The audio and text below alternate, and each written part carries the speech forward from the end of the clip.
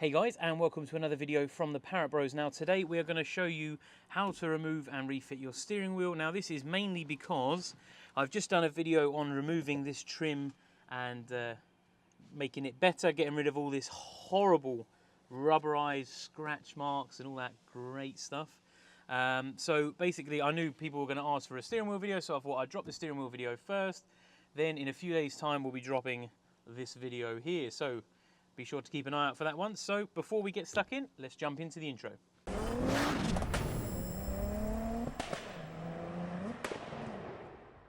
Okay, so tools wise for this, you don't really need too much. You're going to need a 10mm spanner because you're going to need to take off your battery, because whenever you're working with airbags, always worth doing. Also, if you unplug this, it'll give you an airbag light. If you have your battery off and leave it off long enough, put it back on again, you should not get a light on your dash, so that saves you one job. You're going to need a Torx 30, depending on what steering wheel you've got, because the airbag is held on with two fixings which are captive into the steering wheel, and they're sort of, if you're looking, if it's straight, it's left and right. If you have it 90 degrees like this, it's the top and the bottom, and they're there. You loosen them off once you've taken the battery off. So I'm just going to go and drop the battery off now, and then we'll get stuck into taking this off. Now, I'll give you a little tip. Don't do what I did. I've got my socket set in the boot, and I've taken the battery off. What can't I do? Open the boot. So I had to get this one out of the garage. Luckily I had it, so get all your tools out of the car ready before you take the battery off. And we're going to be undoing the airbag. And like I said, it's two fixings. They're not very tight. They'll just be nipped up. And you can just literally spin that off. Now they are captive, and what you can do is, if you have it like this, 90 degrees, you can actually look up through the window down into the car to see it, and it will just spin. You'll hear it click over once it's done. And then this one you can get to as well without having to move the steering wheel. It's just a bit fiddly, and try not to hit yourself in between the legs, lads. Again, once you've got it cracked off, you can just spin it. Now the only thing is, just be mindful that obviously if you're parked on a hill, the airbag could fall out if your driveway is really steep, so just keep your fingers against it. Now that's loose, so the airbag will come free. Okay, and connectors wise, there's a couple usually, depending on what features you have. Usually you've got your airbag and then you have two for the horn. The easiest thing to do is, I would unclip it from the steering wheel, just because it's got two little tabs which I just push and squeeze, and then it should come off like so. And then you have a black and a brown. You have a phone with a camera, use it, just take a quick snap, make sure you know which one is which. So I'm just going to do that, because it's very easy to forget or get it the wrong way around or whatever. And with a camera phone, you've got no excuse. So you simply just pull these, they're little spades, wiggle them off. They're a bit tight, usually a bit of a pain in the bum. This one at the back's more of a pain in the bum. And they're fed up behind there. And then place this somewhere safe out the way. And now you have your steering wheel ready to remove. Now, what I would do now is turn it back, make sure your key's in the ignition. Don't lose your key down the side of the chair. Okay, so, and remember, you use your eyes to see where the key goes, so you don't scratch it trying to get it in. Turn it on, obviously the battery's not on, so it won't matter, and then just turn it straight roughly. And it's always easier, take the key out again, put it in your pocket, never leave your keys inside a TT, remember? And then we'll get our Torx bit for this. Now I have a little set which I bought from a Motor Factors, which comes with a selection of different sizes, because all cars have different sized steering wheel bolts or nuts, depending on which one it is. This little set, I think it was like 5 or 6 quid. It's a diamond, it's a multi-spline set. See if you can see that there, look. Little multi-spline set. I think it's a 12 from memory, although my memory is terrible. Is this a 12? That is a 12. Oh, beautiful. So it's a 12. Now the only other issue is my tools are in the boot and I've got no extensions, so hopefully I can do this without scratching the steering wheel. No, I'm going to have to go and get an extension. Please excuse me. Sorry about that. Right, luckily I remembered I bought an M12 tool specifically for this. Now the reason you put your steering lock on, it just helps you a little bit. It shouldn't be mega tight, and I always try and hold the steering wheel because obviously you don't want to force the lock because they are sometimes really tight, depending on who fitted it.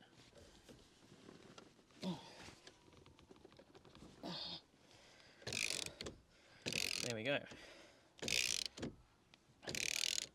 Now this does have some nylock thread lock on the bolt, so it is a bit stiff half the way out, and then it'll come loose. Now the other reason, yeah, so the steering wheel is wobbly. Now on these, it's not so bad on VAG cars, but on some of the other cars, like Vauxhalls and whatever, you have to sort of mark the steering wheel, mark the column, whereas on these, luckily, oh, I felt like it was tight forever. Luckily these have a mark top and bottom. That had a lot of thread lock on. I don't remember putting that on, that's for sure. But anyway, so yeah, this steering wheel has, I've actually put a pen mark on it top and bottom, but it does have a top and bottom, top of the steering wheel and top of the column, just so you know how to put it back on straight. There is a little sort of a cutout, so that when you put it on you're not driving at a funny angle. If your steering wheel isn't loose, leave the bolt on as you pull it forward, because the last thing you want to do is eat yourself on the face pulling it really hard. So do be mindful of that. Now put your steering wheel out of the way nice and safe, and you are ready to have a go at getting this horrible scratch column off. Now this isn't too bad of a job. There's a couple, from memory they're all Phillips, don't quote me on that, but I believe there's 5 fixings anyway. So there's one here, one here, one here, one here, and then there's one somewhere there by the handle. You'll also need to remove the handle, which has 2 little screws on it there, to basically get the cowling away from it. It's always best when you're doing this to have this down and as close to you as possible, because then that way it's least fouling here. Do you have to take this lower trim off? We will find out in a moment's time. Okay, so fixings.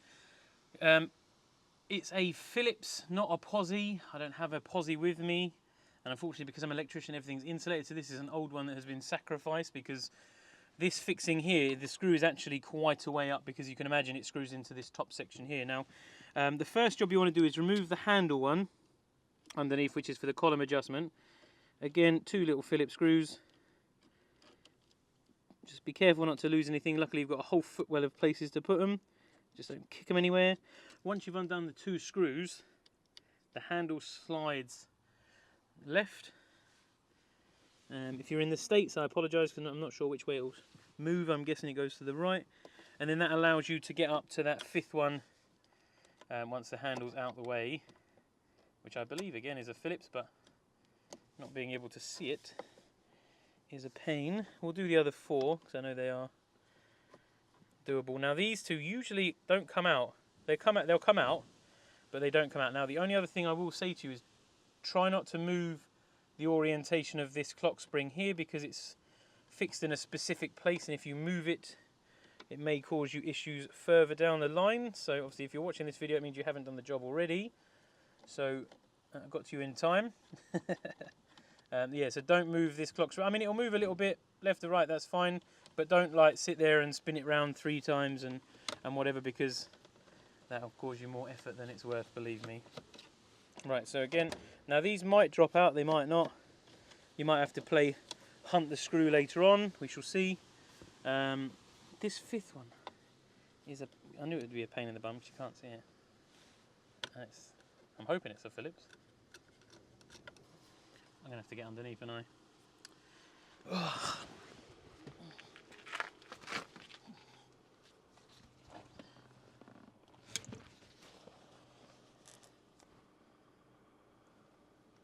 oh, beautiful.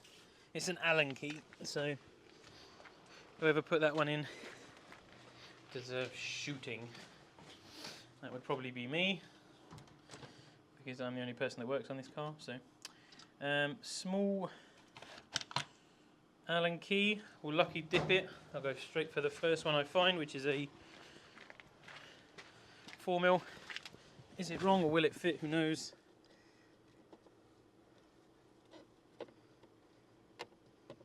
Ah, it's a 4mm Allen key. There we go. So now, once this one's out and on the floor, I would pull the column down and pull it forwards. It may fall out, it may not. They seem to want to stay put for whatever reason. Oh, there we go. Flying screws and bolts and nuts and stuff. There's another one. Now, so pull the column down and towards you. The top one comes off, there you go. And then the bottom one, I'm hoping, he's hopeful. Will it come out towards us, or have we got to remove? Oh, I know what the problem is. It's got to get round that. Yeah. That's got to come round there. There we go. Beautiful. And then you've just got to try and remove it from the handle, which is like that. Beautiful. Now there is some little sleeves that slide in there to take up some of the gap. Mine are a bit smashed up apparently. Try not to lose them. There we go, back in. So that is that done. Now all we're going to do is exactly the same thing in reverse. So you get your freshly coated one once you've done it from the Parrott Bros. Once we've taught you how to do it and you've watched it on our video. Here's one I prepared earlier, Blue Peter style. And did I screw it back together when it was in the garage? Yes, I did. Who does that? Me, apparently. Right. So, let's get this undone. Always handy to have some spare screws. And I must admit, it's a little bit easier when you're cleaning it to do that. When you're doing this trim. So remember, feed it in. Then you get to play this fun game where you have to feed it round everything. Try and keep that rubber in the right place. And then feed it up and in. Look at that, beautiful. Straight into location. No bother. Look at how clean that is. Ooh. Right, let's do a little comparison, shall we? When in Rome. Look at that. That's horrible, isn't it? You'll be glad to watch the video in a few days. Right, so let's get this top one back on. So the top one, pull the column down. Hopefully it stays there. Look at that, it's too easy. Why is it so easy? Something's going to go wrong in a second, you watch. Right, so start with this bottom one first. Ah, straight in. That means it was lined up right, that's always good. I would just start by putting everything in loose. Don't go too mad. All the different bolts. So we got two there for the grub handle. These ones. Right, so like I said, try and get everything in loose, just line it up a little bit, get it in there right.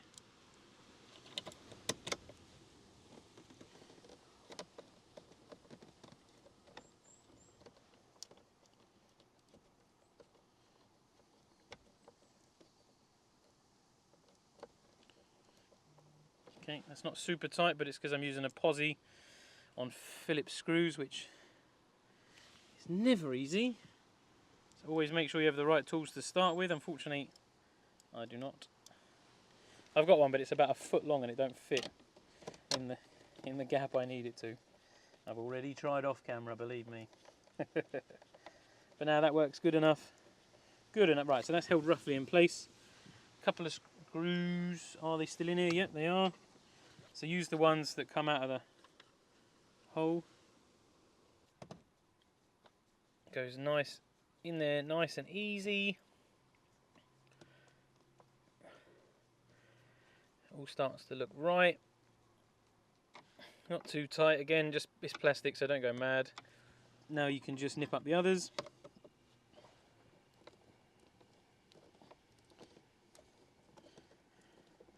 You can just see the lines smooth up nice, so you know it's tight. And then we've got our Allen key one underneath, which to be honest I only did, it was only hand tight when I undone it, so I'm not going to go mad on it.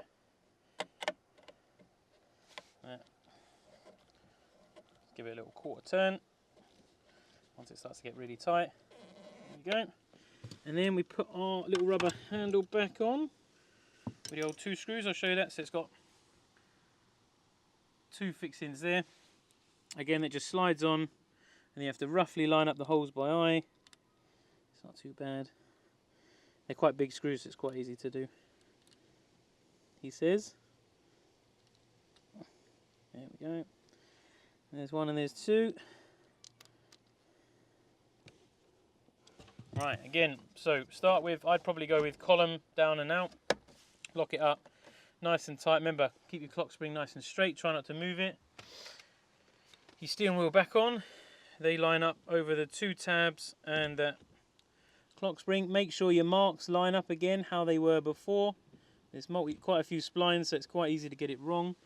Last thing you want to do is put it all back on again and then it'd be a bit wonky because you'll be going down the motorway thinking, oh, why is this 5% off? Very, very annoying. Okay, I'll check my manual and I'll put the torque setting for the centre bolt on the video for you now. Once that's all torqued up, you've got to, so we'll pretend we're torquing it now. I'll put the airbag on, then I'll grab my torque settings in a bit. So putting the airbag back on exactly the same way you did it before. What I would recommend doing again is get your key out your pocket, stick it in the in there, and give yourself a quarter of a turn, because then that way you've got it in a position in which you had it last time. So the airbag can only go in one way. You also need to feed these back in, and remember you took a photo of how they went, so you know which one goes where. They are awfully fiddly, especially that top one, the brown one, which I can't even see from here. I did it blind. But yeah, you feed that back on, that gives you your horn. If you don't have a horn, don't worry about this. Maybe it's best to turn your steering wheel the other way, 90 degrees downwards. Right, so brown's on, black's on. Make sure they're on nice and tight. Airbag in. Say a few Hail Marys as you push it in.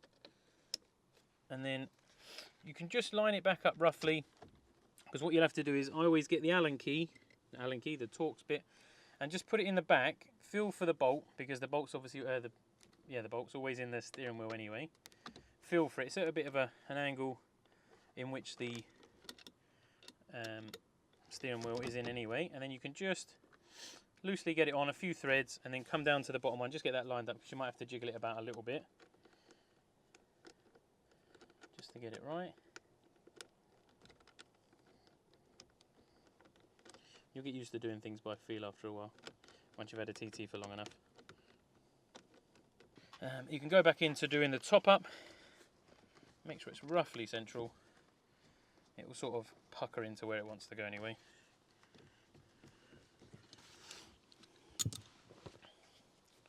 Once they're both sort of nipped up, you just give them a little quarter of a turn. Don't go mad, because you don't want to damage them and they're going to be a pain in the butt to get out again. But at the same time, they need to be tight, because obviously you don't want the airbag coming out at you. So just a little nip, 2 fingers. Once you start getting some resistance, just give it a tiny little tweak. If there's a torque setting, I'll put it on the screen now, but I can't remember whether there is or not for these. But there you go, and then you should just feel. And then, providing you've done everything right, we'll turn the steering wheel back to centre. We'll give it a couple of minutes, then we'll stick the battery back on. We should have no airbag lights, and we should have a horn. Beep beep, providing it worked before. If it didn't work before, that won't fix it. But I hope you've enjoyed watching that, guys. So yeah, this has been just a video of how to get the steering wheel on and off, how to get the cowling on and off. And then obviously we will be doing another video in a couple of days' time on how to make that cowling nice and beautiful again, instead of that horrible, horrible mess that this rubberized coating thing is, which just looks like someone's like tried to get their key into. So keep an eye out for that one. But until the next one, guys, bye for now.